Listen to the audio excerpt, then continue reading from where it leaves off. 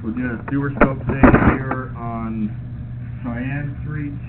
Today is October 4th, 2023. We have the camera pushed out only 55 feet. We are not yet to the city connection. Once I go through a couple tight turns, or a rather rough line, I can't always push my camera all the way out to the street. And so we're probably only seeing about half of this line. But as you can see on the screen, there's a fair amount of standing water, enough that it's starting to cover my camera head. If I stop, you can kind of see the waste swirling around. You always want to have proper grade where the line drains on its own with gravity.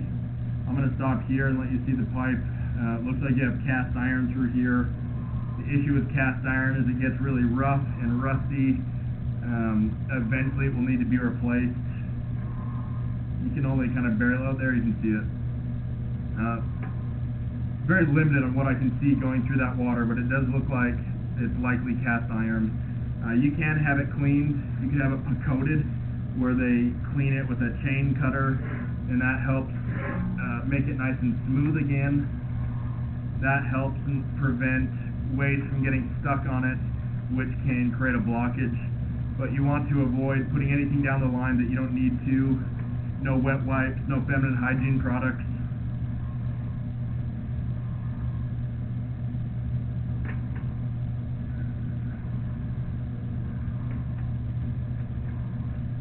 At the end of the line, it did look like it was plastic.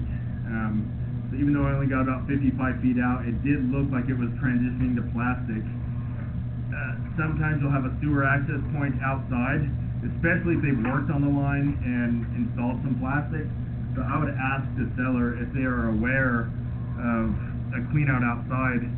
If there's another spot to access the line, I could come back and scope through there and hopefully get all the way out to the street. I would recommend having this line cleaned and then further evaluated. Also asking the seller if they're aware of another access point. Having it cleaned would help prevent blockages, but also it might give you better luck on getting a camera all the way out to the street so that we know what else is going on with the line where we weren't able to see it. Also, I'd recommend getting the insurance on this line, definitely, since you do have some older cast iron. That way, if and when you do have a bigger issue, they can help offset the cost. I'm going to end this recording now.